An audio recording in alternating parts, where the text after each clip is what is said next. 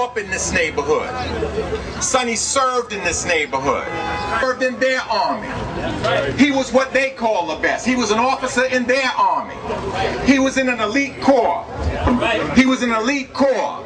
The paratroopers, he jumped out of planes. So even by their standards, you see that they're a bunch of hypocrites. Yes, sir. But if you can't see it just by those facts that have to do with Sonny's life, just walk down this street. Walk down Nostrand Avenue. When you walk down Nostrand Avenue, when you go a little ways, in fact, you don't have to go far. You run into a slave owner right here, Mr. Gates. You can go down a little bit further, you're going to run into Mr. Jefferson. You're going to run into Mr. Madison. I don't remember if Monroe is that way. I grew up over here, but it was a while back. You run into Mr. Monroe. Nothing but a bunch of slave owners. Now, they say Sonny was a separatist. I asked a question this week.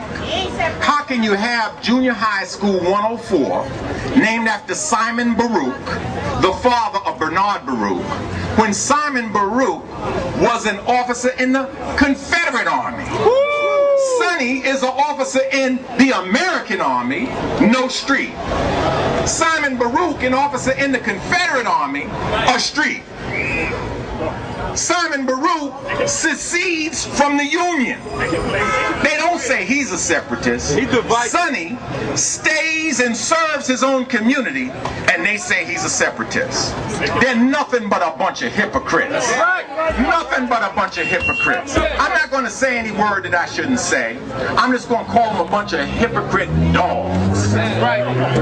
You know, I don't have to say the name if the name fits. I mean, I don't want to say anybody's name, but if you are a speaker of the city council, you're a hypocrite dog. I didn't say her name. If anybody out here says I said Sharon Quinn, you're a liar. Like she's a liar. You understand what I'm saying? I want to tell you something. I remember an issue Sonny was very passionate over. Most of you don't even know about this issue. You talking about the media.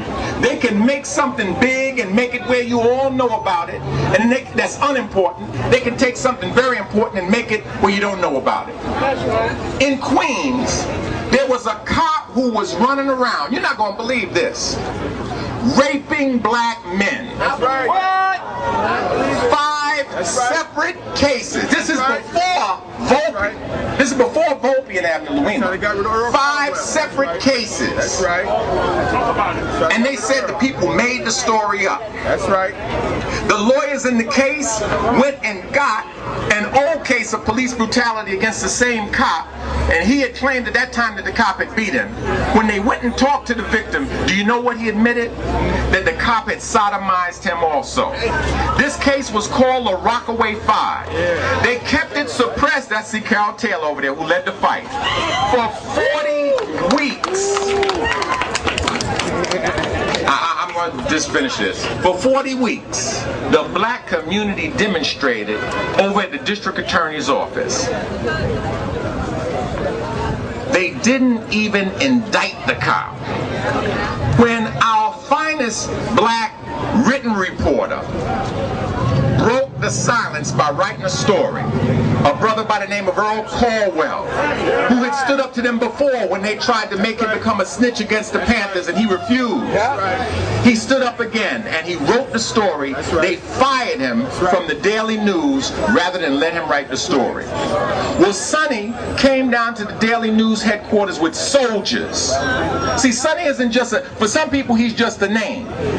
I know a situation where a teacher had a problem with a principal had a problem with a teacher who did something to a student that he shouldn't do. Something very bad. And she couldn't get the Board of Education to remove him. She went to Sonny. Sonny didn't get a petition. He didn't get a picket sign. He went into that school. He talked to that teacher, and he taught him something that I learned in medical school. He taught him anatomy. He explained to him which parts of his anatomy were going to be missing by the end of that day if he didn't get out of there, and that teacher left that school. Sonny was a soldier. They don't like him, we love him. The oppressor hates him, we adore him. The oppressor wants to insult him, we want to magnify him. Welcome to Sonny Abubadika Carson Avenue.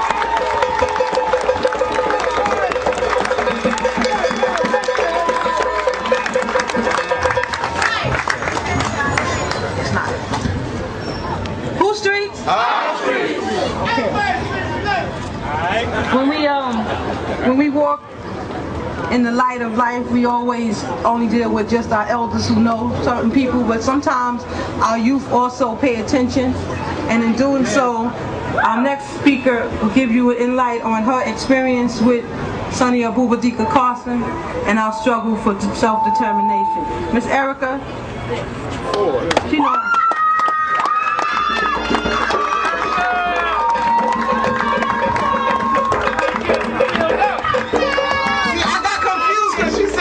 I thought since I'm 42 now, I graduated. I thought I graduated from being you.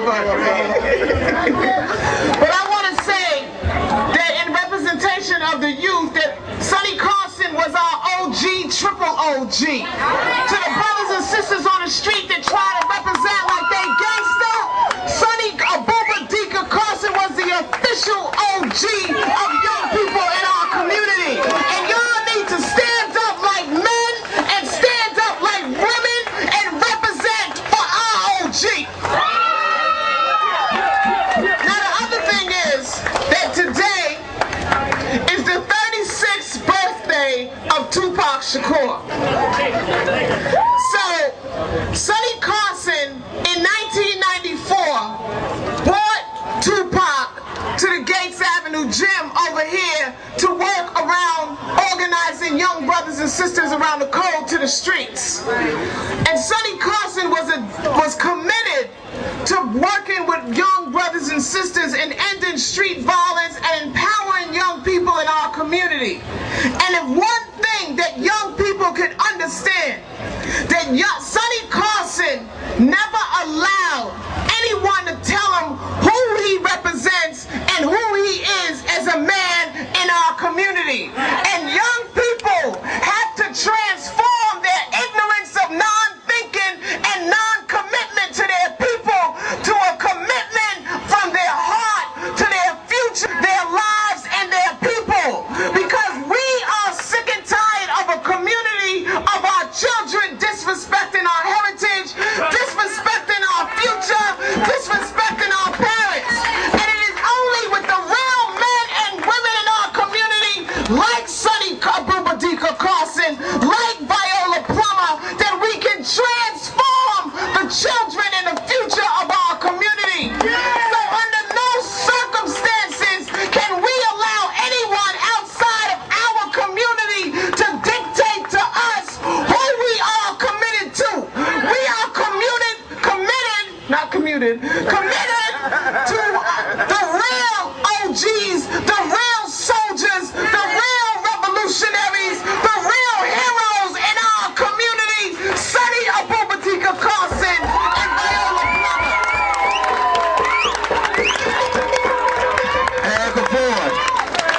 One of the things that Sonny did, Sonny founded with us the Black Men's Movement Against Crack. And for those who know, in 1985 and 1986, when crack was running through the streets, some black men stood up, went into the crack houses. Abubadika wasn't in an armchair somewhere.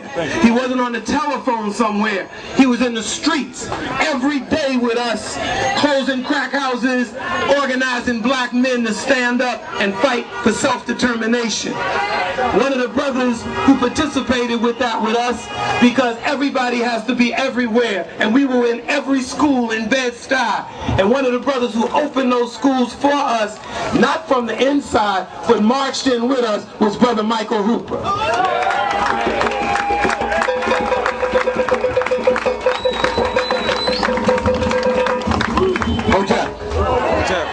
Sonny Abubadika Carson lives.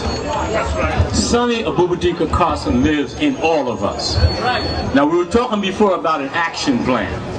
Remember this, there are a few things we have to understand. That AB also was involved in education all the time. He started off with School of Common Sense.